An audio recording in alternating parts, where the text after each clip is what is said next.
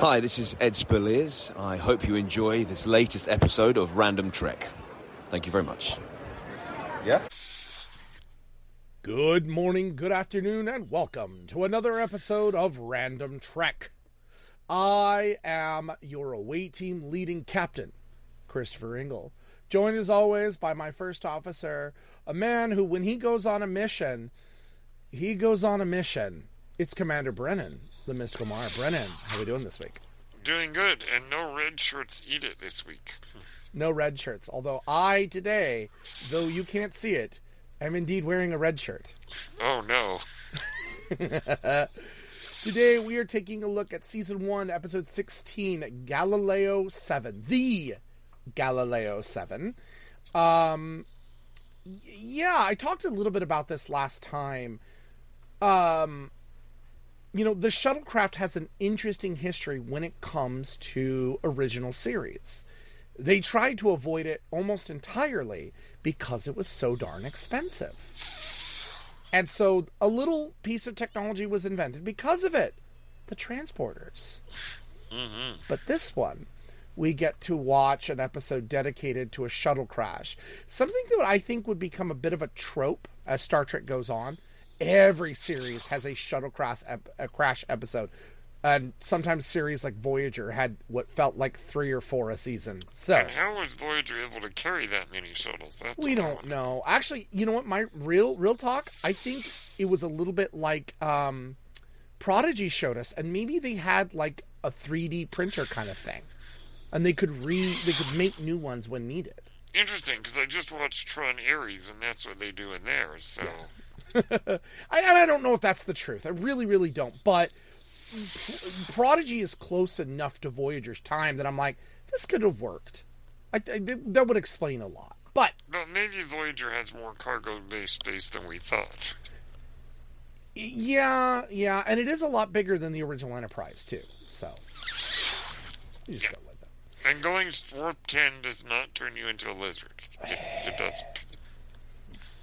We haven't touched that episode. Oh no! Yet. You know what? In 3 weeks, it's probably going to give us that episode. So don't jinx it.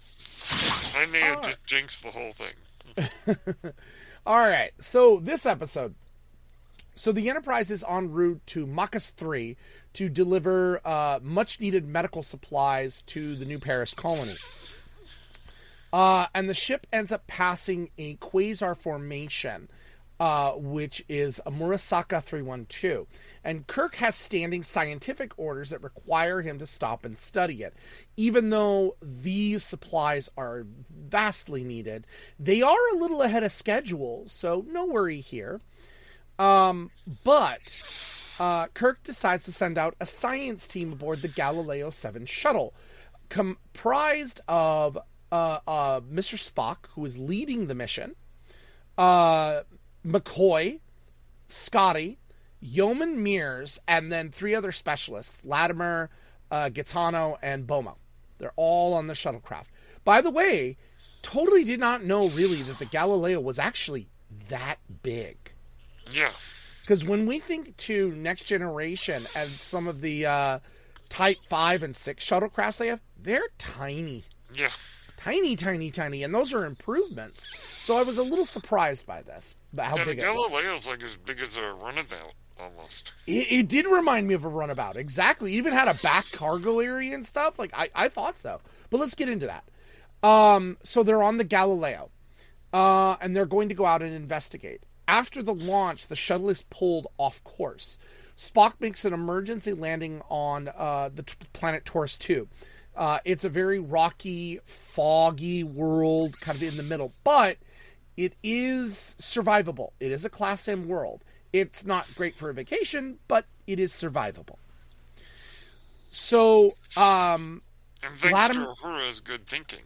Yeah, Latimer and Gaetano end up scouting the area, and they encounter Taurus 2's native inhabitants, which are these ape-like creatures that are armed with spears and shields. Latimer is killed right away by a spear. Gaetano drives him off with his phaser fire. The crew all retreat back to the Galileo, but they discover that the creatures are organizing an attack. Everyone objects, but Spock says we want to frighten the creatures rather than kill them. This is not a great choice because then Gaetano is killed. And so this starts to put a critique on Spock's ability to command.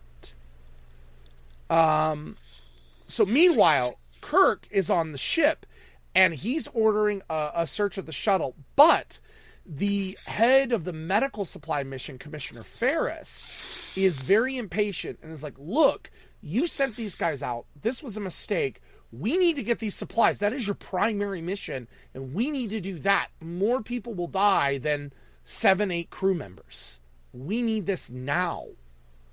But because of sensor interference due to the quasar, they send the shuttlecraft Columbus. Apparently all of the shuttles of this era are named after explorers.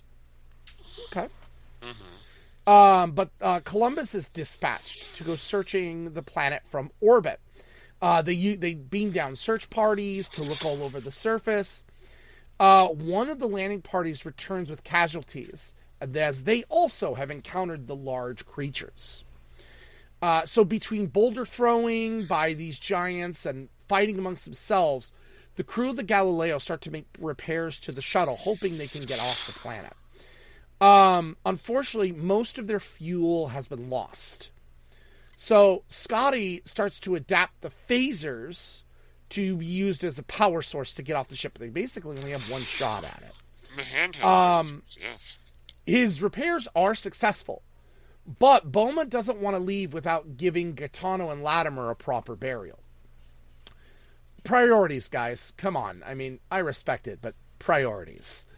So Spock says, no, this is not wise. This is not logical. We need to get off the planet. And Boma starts to become insubordinate about it. So Spock says, all right, you can have the funeral, but I'm going to help. We're going to get this done. You only have so many minutes, so let's go. So during the funeral ceremony, the creatures attack again. Spock gets pinned by a boulder. Spock orders everyone, get on and get out of here. Doing what a good commander would do. Protect your crew. Despite the orders, McCoy and Boma come out and free him. Spock manages to get the Galileo off the ground using the shuttle's boosters. But now doing that, the shuttle doesn't have enough fuel to escape the planet's gravity or even to remain in a stable orbit. And there's still no guaranteed way to contact the Enterprise.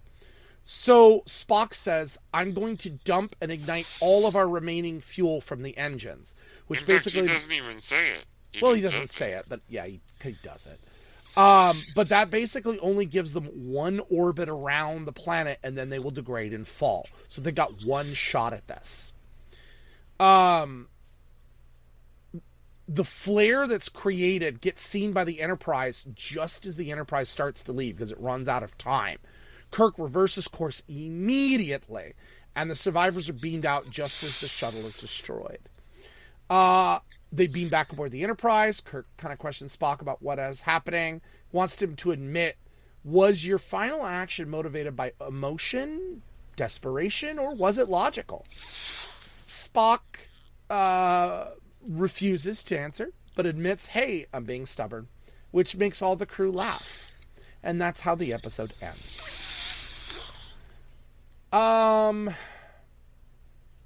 This is something in Star Trek that has always bugged me just a little bit. And that's these endings. I really feel like this episode could have ended just getting the crew aboard, knowing they had survived, go off on your mission, and then end the episode. I'm curious from your perspective, why did they always do these kind of humorous zingers at the end? Usually it felt like at the expense of Spock a lot of times. I don't know. Maybe they did it just to keep it light. But yes, they do seem to end a lot of episodes this way in the original series. It's kind of something I don't like, and it feels tacked on and just weird. Very, what's the word? Very, like a sitcom. Like it's being treated like a sitcom. But Star Trek is not a sitcom. We can have funny episodes. but it's not a sitcom. It is a science fiction drama. You can end The Trouble with Tribbles with a laugh, is which they did. Right. Because that's the right kind of episode for that kind of ending. Absolutely. Yeah, it is a little bit odd in this one, yes. Because this episode, and again, this really starts the shuttle crash trope that Star Trek will use a lot in its future. But it feels like a disaster movie. You know, one thing has happened after another, and we've got to save the crew in whatever way we can, and now another problem comes, and now another problem comes, and another, you know, and it comes to, how are we going to get ourselves out of that? Well, now, I think forgetting the last part of the end, but questioning Spock about what motivated his decision to dump the fuel and create a flare, that's a good ending, because the whole episode has been about Spock making nothing but logic-driven choices. Even though the situation was anything but logical. So I have a really good example to this that TNG did, and to where it works. Yes. So, do you remember the episode where Data took command of the Sutherland? Yes. And they were setting up the defense net Redemption, to try to... part 1 and 2. Yes, Redemption. Where they're trying to capture the Romulans. And Data defies orders. It's really tense. They're ordered to move and to adjust the net, but Data's like, I only have a few seconds to do this. I need to. And he defies orders willingly to discover what was going on. And he single-handedly discovered where the Romulans were. He figured it out. And it saved the day. He goes aboard, when he goes back aboard the ship, he comes to Picard and he's like, I'd like to submit myself for disciplinary action. I disobeyed your orders. I did not listen. I did it wrong. I'm ready for punishment. Willingly. And Picard says, you know, hey, you know, what you did was the right thing to do. Too many men have followed order. You know, it's very serious, but he gives it, you know, what you did was almost human. And then was the right thing to do, Data. Well, and the last thing he does, he says, well done. Congratulates him. That kind of thing, I think, would have worked here between Kirk and Spock. If it had just been a private moment between the two, what, you know, say Kirk met them in the transport room. Spock, what happened? You know, and Spock tells him very quickly what he did, and he looks at him. Well done, Spock. It's almost human. You could have had that little quiet moment, but happy that his friend has survived. And then you end the episode there. You don't need a laugh. You don't need a joke at his expense. We acknowledge the fact of his human side. Again, fine. But it still holds the dramatic effect. Yes. I don't think you need that ending. Yeah. No, that's fair. But yeah, you're right. Because the end scene about Spock possibly making a decision motivated by emotion is a great bit for the journey of the character of Spock. And we get it so many times in original series, though. I mean, even into the movies, you know, a guest Spock, Star Trek 4. Yes. We've dealt with this before. Now, again, this is early on, first season. Yep. But still, we rehash it too many times. We get it. Spock's half human. He's going to do things sometimes that are Vulcan. He's going to do things sometimes that are human. That scene eats up everything he did in the beginning. So I want us to move to now just talk about the moments on the planet and Spock's first command. Because that's what they said. This was his first command. Okay. I really dig him as a commander. As the commander of this mission. Everything he does is for all the right reasons. Yes.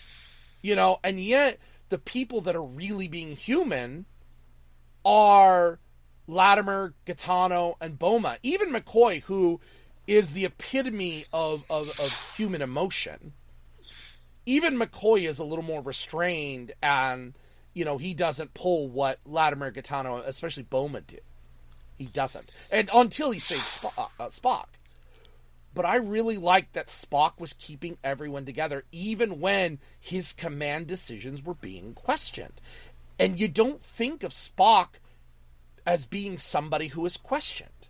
He's the first officer. Why would you question your first officer? Yeah, good point. I'm curious what you think on that, because, all this does is show a little bit of bigotry, in my opinion, towards Spock. That Vulcan side, which we later have seen through Enterprise, through other episodes, the way the Vulcans act, humans don't always react positively to their decisions.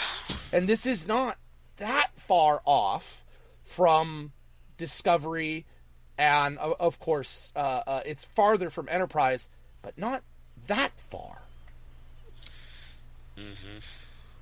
So what do you think on this? Is this a take before they even knew it on the relationship between humans and Vulcans? Or are these specialists just bad officers or bad specialists? Well, in a desperate situation, we see this all the time. We as humans are often end up being more controlled by our emotions in desperate situations than by actually being clear-headed about things. True. Vulcans, generally speaking, are able to keep their cool under pressure. In the situation that they found themselves in, that's what they needed. They needed decisions motivated by logic and reason. Because anything otherwise was not going to get them out of that situation. And certainly we see that there are great things about being motivated by emotions. There are also many bad things that can happen as a result. So in this situation, I think Spock did very well. Even if he was driving them crazy, but at least he had a level head. And I think it could be that the reason McCoy isn't as belligerent is because Dr. McCoy knows Spock. The three other guys didn't know him very well. So Scotty and McCoy knew Spock's style. But it was definitely a culture clash between the three other human officers, male officers, and Spock about logic versus emotion, but Spock handled it well. And as obnoxious as his logic might be, it was the right call in that situation. Yep. I think his calls were all right. It is interesting, though, if you watch him carefully. I think it's still first season. Nimoy is still working on him because there are moments when he's giving commands or what have you, he loses what I call the Spock face. That stern, emotionless focus, he loses it sometimes. And sometimes you catch him in a more aggressive look, a more angry look, and he's trying to fight it, and I see that. Anyone who says it's playing a Vulcan's got to be easy, it's got to be one of the most challenging things in the world. Indeed. This film has an interesting history, or this episode has an interesting history. So this was based on a 1939 film called Five Came Back, a story about an airliner that crashed between LA and Panama City. They crash land and the people had to survive. I have not seen the movie, but I bring this up for a very interesting reason. A certain young actress starred in this film early in her career. She was already known, but a very important actress to Star Trek fame. Any idea who that might be? I'm talking Nichelle Nichols. I am not talking Nichelle Nichols. I am talking about the true godmother to Star Trek, Lucille Ball. Oh, yes, that's right. Yes. Lucille Ball starred in this film in 1939, and she was already becoming a name by that point. Not I Love Lucy Lucy, but she was starting to become famous. And those of our fans who may not know, it was her company that allowed Star Trek to continue. And that's why we affectionately call her the godmother of Star Trek. There are images that we have, and I've never known if they were genuine or if they were just AI today, but I've seen images of Lucille Ball in a Star Trek uniform. It's kind of That would cool. actually work for her. Oh yeah, absolutely. But she was, that was past the Lucy years. I Love Lucy, so But nonetheless, it was an interesting look, and I may try to find this film, and for fun, we might review it one time as a short. I love looking at classic films. And 39, we all know 39 is a good year in film. A very good year in film. Yes. It's a vintage year. Anyway. So for me, I really enjoy this, and I don't like shuttlecraft episodes of Star Trek in general. I don't. This one was good. The stakes were there. The choices were reasonable. They were, there was tension. There was question. I kind of expected at one point there to be a fight with Spock. I really did. Yeah. Have everybody against Spock, Scotty, and Bones. I really thought that's the way it was going to be. And that's another thing. We don't hear a lot about Yeoman Mears in this one. She's in this as well. Yeah. And she's just there. She's just there. She comes off not a damsel in distress, but she acts like it. Screams a couple times.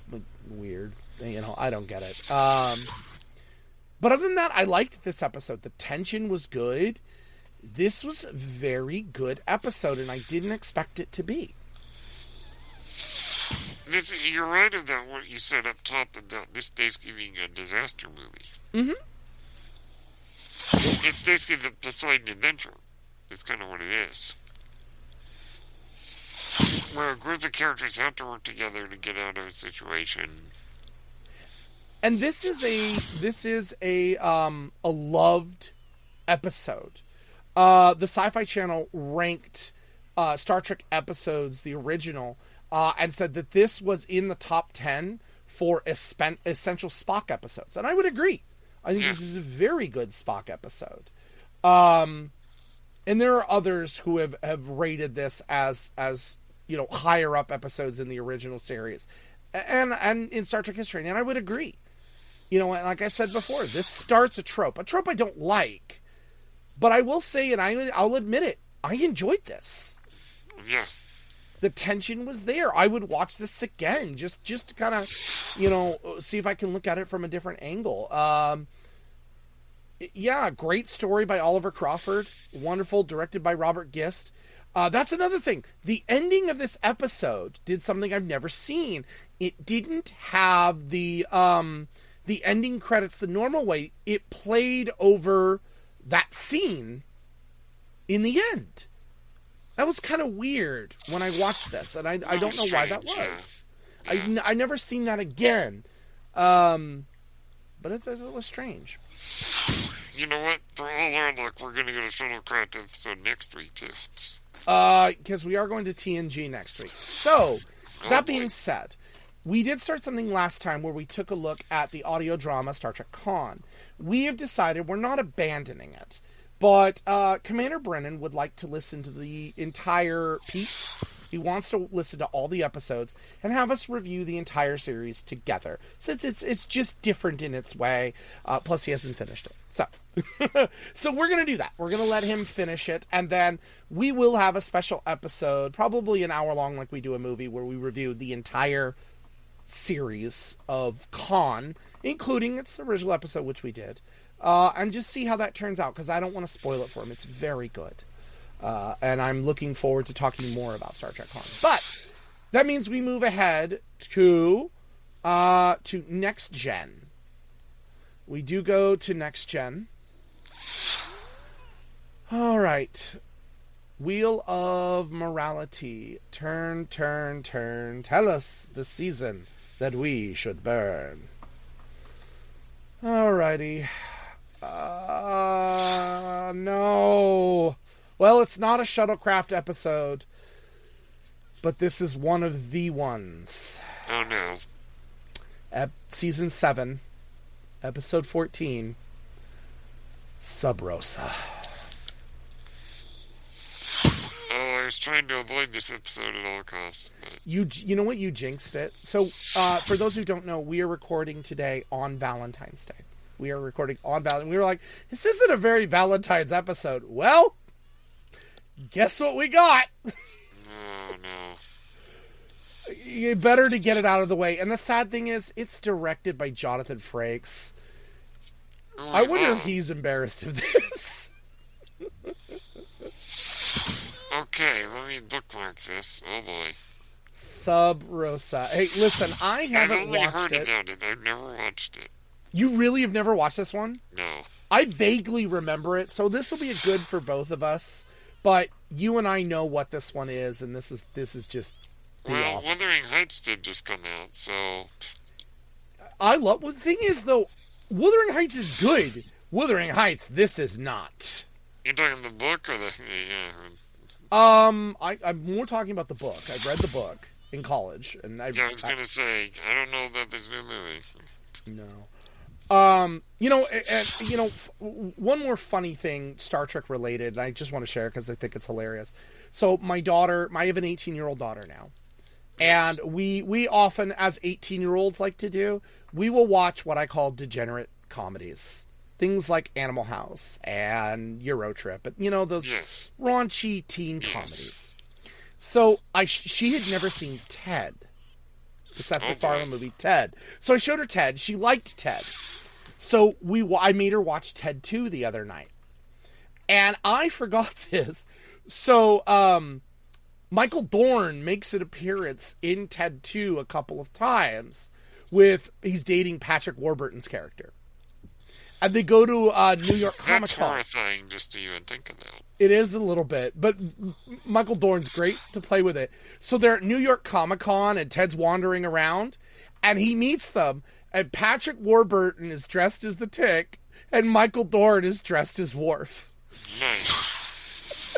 But Very nice. like Comic Con style Worf, you know what I mean? Like, it's not quite right. Well, but, you know what's weird? I've just been rewatching... I've just been watching Seinfeld because I never watched it. Yeah. And I've just gotten to the episodes where Patrick Warburton is on. Mm-hmm. As Elaine's boyfriend. So He's funny.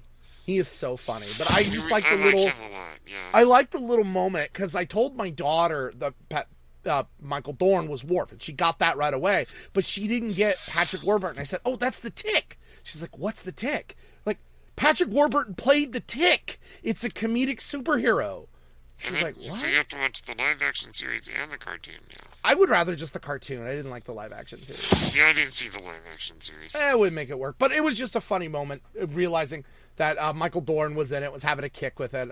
And again, it still comes back to Star Trek, because Seth MacFarlane is huge in Star Trek. He loves Star Trek. And he was in Enterprise. He was in 2 episodes of Enterprise, and we have been actually begged by a few of our friends a couple times to review Orville. That's gotta come soon. We do need to look at Orville sometime. Won't be today. Won't be next week. But maybe sometime soon we'll add Orville, at least one season, into the rotation. We'll talk about it. Okay. All right, Sub Rosa next week. Boy. Brennan, where can the people find you? When I'm not dreading watching this episode, you can find me on Blue Sky, brenmar.bluesky.social, Apple Podcast, Spotify, and YouTube at Page Turners They Were Not. You can find me on Twitch and Twitter at Ingle1984. But as always, we end every episode. Kapla! And live long and prosper. Peace and long life.